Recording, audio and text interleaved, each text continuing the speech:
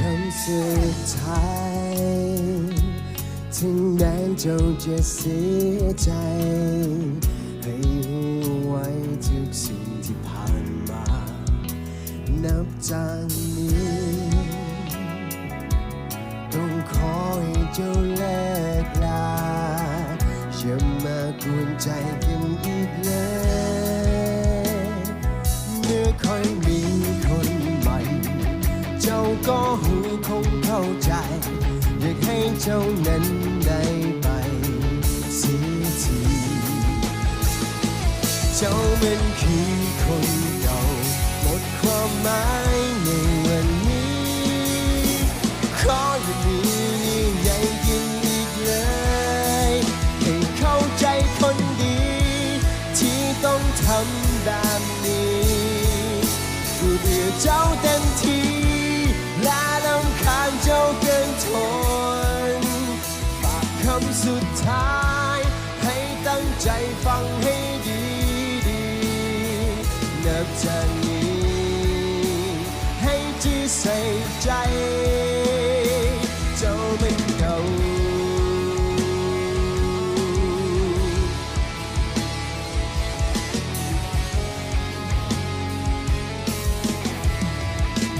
ใจที่เจ้าฝากไว้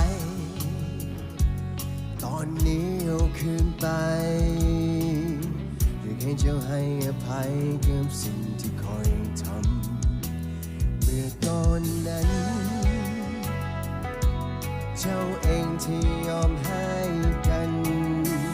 มันทำลงไปเพราะใจเจ้าต้องการเองเมื่อค่อยมีคนใหม่เจ้าก็หูคงเข้าใจอยากให้เจ้านั้นได้ไปเสียทีเจ้ามันคือคนเก่า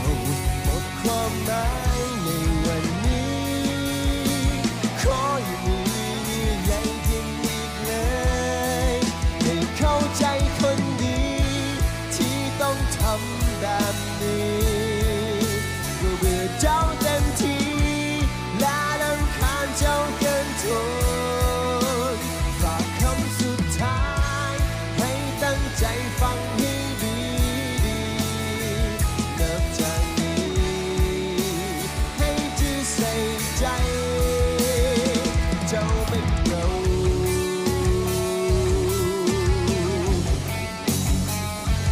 ผู้ใดห้องเพลงนี้ได้นะส่งเสียงดังๆผู้ซึ่งมันมีหลายคนเลยเข้าห้องได้ท่อนต่อไปเตรียมตัวดีๆนะคนเราเอาให้มันสุดเสียงนะเฮ้เฮ้ให้เข้าใจคน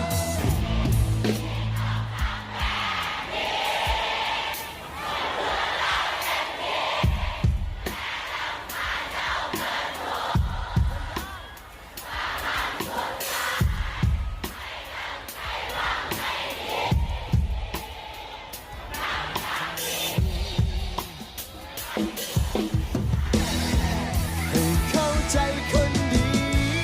ที่ต้องทำแบบนี้ก็เบื่อเจ้าเต็มทีและรำคาญเจ้าเกินทนฝากคำสุดท้ายให้ตั้งใจฟังให้ดีนับจากนี้ให้จีใส่ใจเจ้าเป็น